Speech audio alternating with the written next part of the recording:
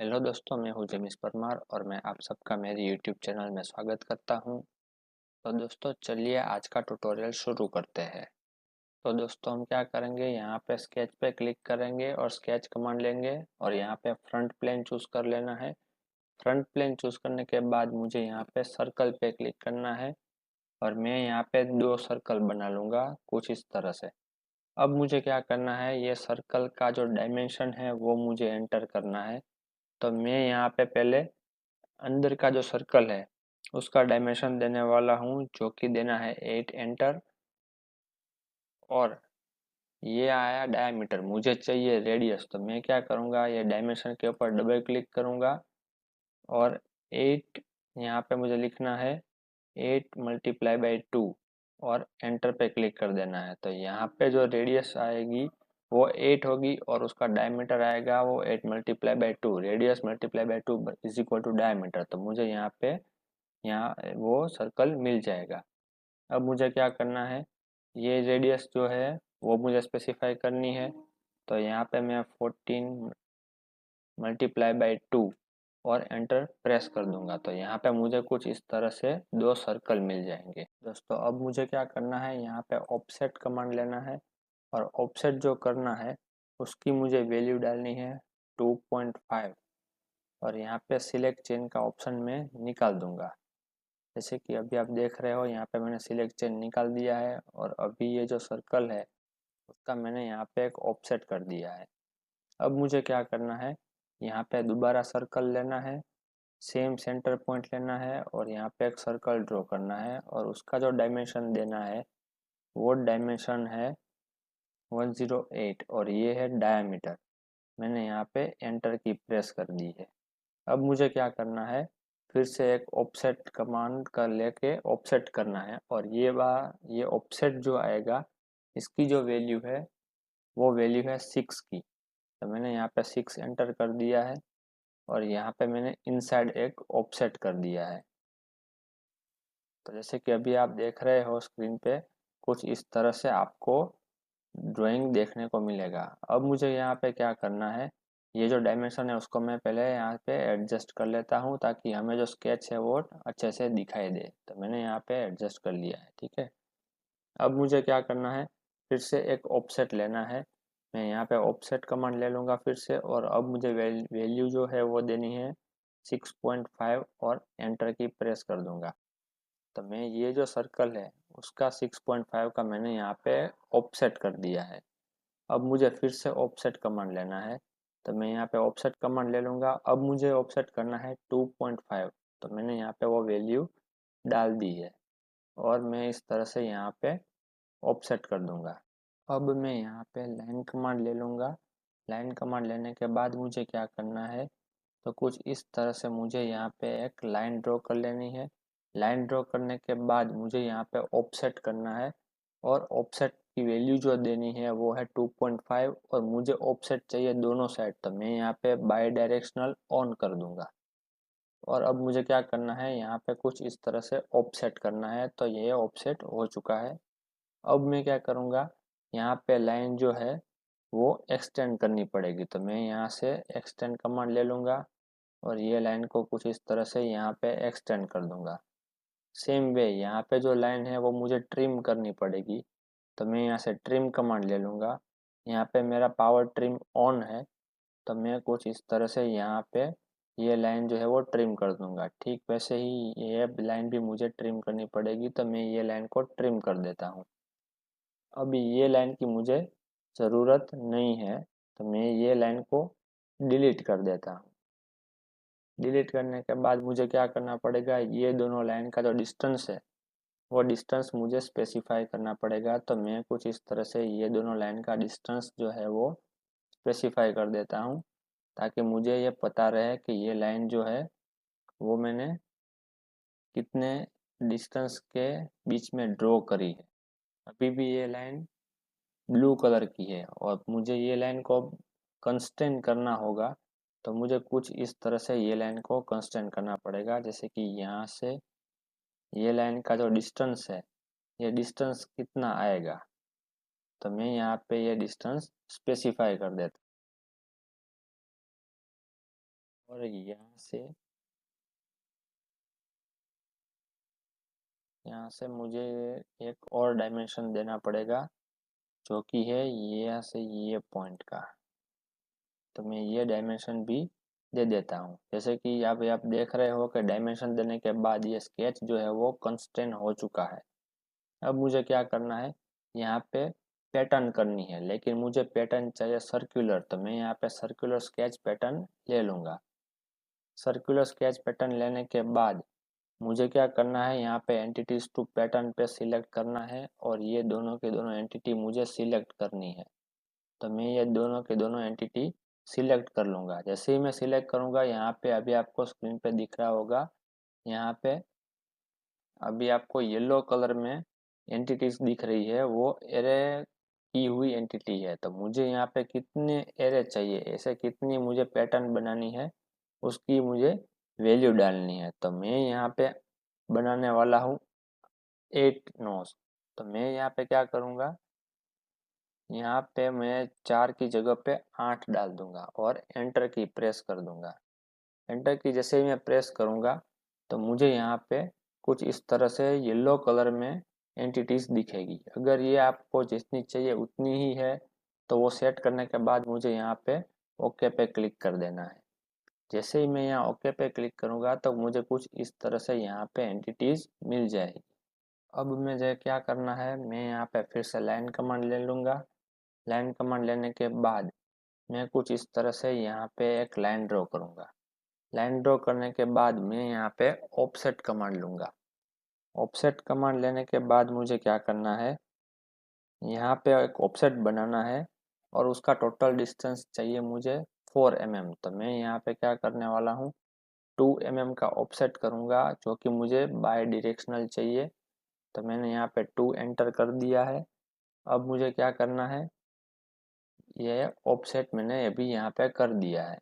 अब मुझे यहाँ पे एक लाइन ड्रॉ करनी है। ये लाइन जो मैं ड्रॉ करने वाला हूँ, पहले मुझे यहाँ पे ये लाइन को ट्रिम करना पड़ेगा। तो मैं लाइन को ट्रिम कर देता हूँ। तो ये जो लाइन है वो मैंने यहाँ पे ट्रिम कर दी है। सेम वे मुझे ये लाइन भी ट्रिम करनी होगी। तो ये लाइन भी मैं ट्रिम कर देता हूँ। यहाँ से ट्रिम कमांड में क्लोज कर दूंगा। अब मुझे क्या करना है, फिर से लाइन कमांड लेना है। लाइन कमांड लेने के बाद मुझे यहाँ पे एक एंगल में लाइन ड्रॉ करनी है, जैसे कि मैं अभी आपको स्क्रीन पे दिखा रहा हूँ। ठीक वैसे ही मैं यहाँ पे एक एंगल में कुछ इस तरह से लाइन ड्रॉ कर लूँगा।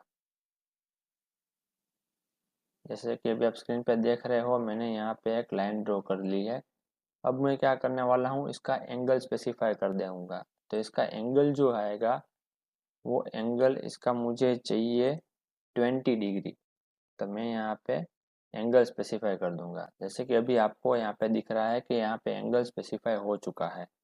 अब मुझे क्या करना है, इसकी मिरर बनानी है। तो मैं यहाँ पे मिरर एंटिटी पे क्लिक करूँगा।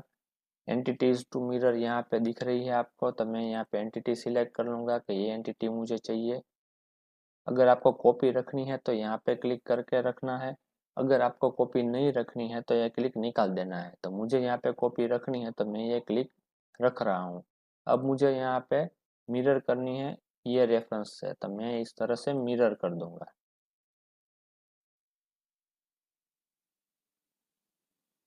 अगर इस तरह से आपको स्केच में कुछ एरर दिखे, तो हमें यहाँ पे अनडू स्केच कर लेना है।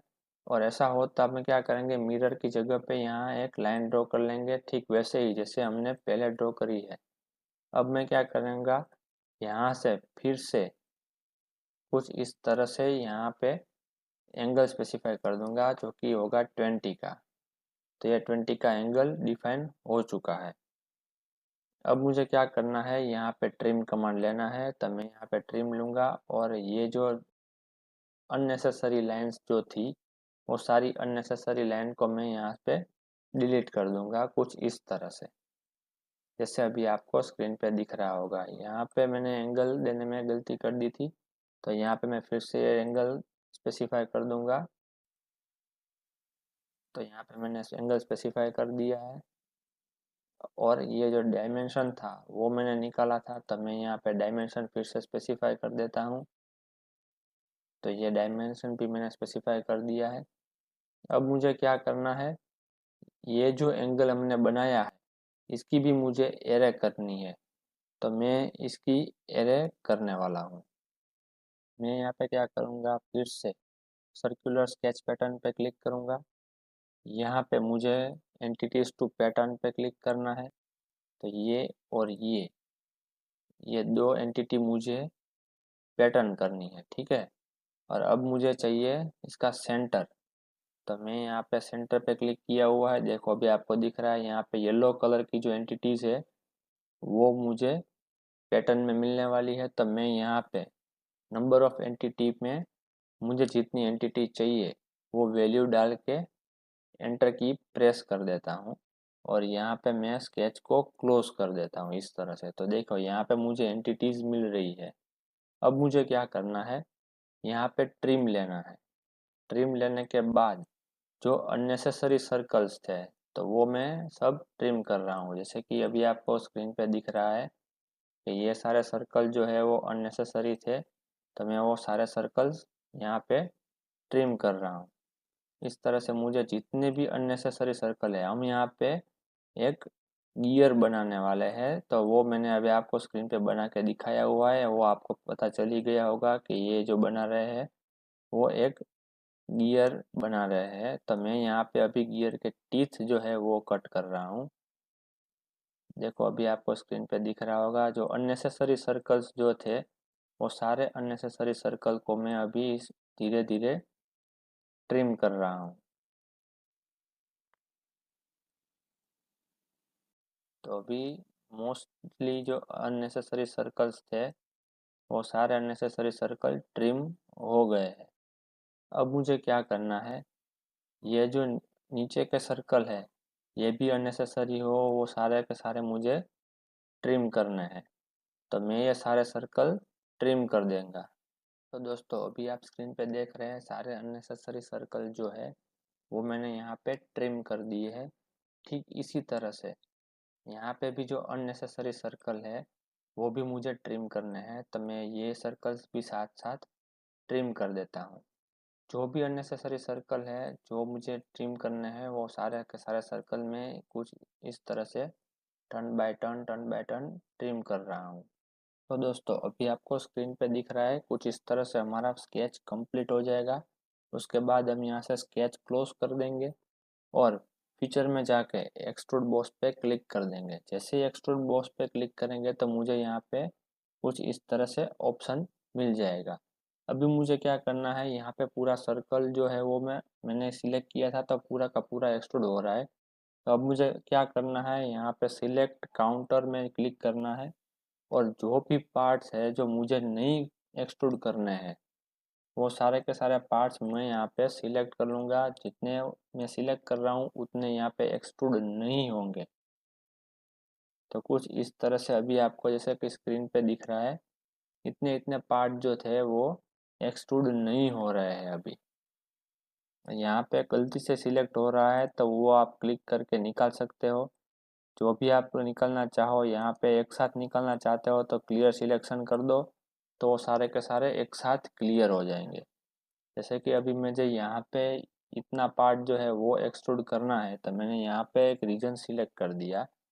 यहाँ पे उसकी मुझे थिकनेस डालनी है और वो थिकनेस के हिसाब से यहाँ पे मुझे एक्सट्रूड किया हुआ पार्ट मिल जाएगा। यहाँ पे थिन फीचर का ऑप्शन ऑन है जो कि नहीं होना चाहिए, इसीलिए अभी एक्सट्रूड नहीं हो रहा है। तो मैं वो थिन फीचर निकाल दूंगा। जैसे मैं यहाँ पे थिन फीचर का ऑप्शन निकाल दूंगा यहाँ पे मुझे एक्सट्रूड किया हुआ पार्ट जो है वो दिखने लगेगा। तो मुझे यहाँ पे 15 mm की थिकनेस में एक्सट्रूड चाहिए तो मैंने यहाँ पे 15 mm सिलेक्ट कर दिया है। अभी मुझे जो एक्सट्रूड चाहिए वो मुझे चाहिए बोथ साइड। तो मैं यहाँ पे क्या करने वाला हूँ, मिड प्लेन क्लिक कर देने वाला हूँ। तो अभी जो एक्सट्रूड होने वाला है वो दोनों साइड इक्वल इक्वल हाइट पे होने वाला है। तो मैंने यहाँ पे ये एक्सट्रूड करके क्लिक कर दिया है। तो देखो अभी मेरा यहाँ पे इतना पार्ट जो है वो एक्सट्रूड हो चुका है। यहाँ पे स्केच जो है वो मैं विजिबल रखने वाला हूँ ताकि मुझे वो स्केच के रेफरेंस पे आगे काम करना है। तो मैंने यहाँ पे स्केच जो है वो विजिबल कर दिया है, ठीक है। अब मुझे क्या करना है, इसका जो अंदर का पार्ट है वो अब मैं एक्सट्रूड करने वाला हूँ। तो मैंने यहाँ पे फिर से एक्सट्रूड बॉस पे क्लिक किया। अब मुझे क्या करना है, ये जो रीजन है ये रीजन में मुझे एक्सट्रूड करना है। तो मैंने यहाँ पे क्लिक किया हुआ है। अब मुझे क्या करने वाला हूँ, इसको मैं यहाँ पे क्लियर सिलेक्शन कर दूंगा और मुझे जो एक्सट्रूड चाहिए वो ये रीजन में चाहिए। तो मैंने यहाँ पे जो एक्सट्रूड करना है वो 15 mm पे नहीं करना है, मैं यहाँ पे एक्सट्रूड करने वाला हूँ 13 mm का। तो मैं यहाँ पे 13 mm ब्लेंड की जगह पे मिड प्लेन 13 के जगह पे हम रख देते हैं 10 mm रख देते हैं, ताकि हमें वो स्टेप जो है वो इजीली दिख सके। मैंने यहाँ पे 10 mm का जो थिकनेस चाहिए वो मैंने यहाँ पे डाल दिया है।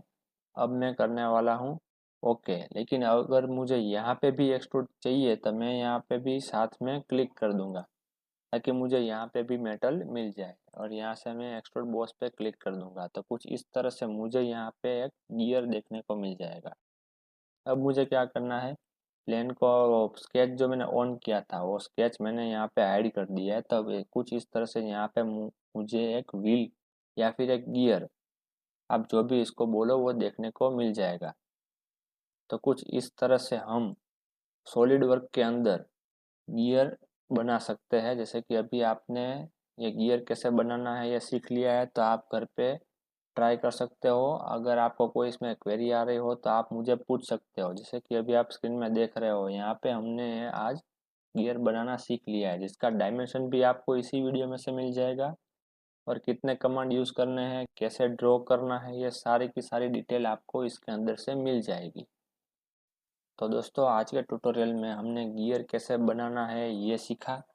तो आपको आज का ट्यूटोरियल कैसा लगा ये आप मुझे कमेंट करके बताइए। ये वीडियो सीखने में आपको मज़ा आया और ये वीडियो अगर आपको इंटरेस्टिंग लगा हो तो चैनल को फॉलो कर दीजिए, सब्सक्राइब कर दीजिए। जितना हो सके उतना ये वीडियो को शेयर कीजिए। और अगर आपको कोई क्वेरी आ रही हो तो आप कमेंट करके मुझे पूछ सकते हैं, वो मैं रिजॉल्व करने की जितनी जल्दी हो सके उतनी जल्दी कोशिश करूँगा और आपको इसका रिजोल्यूशन भी मिल जाएगा।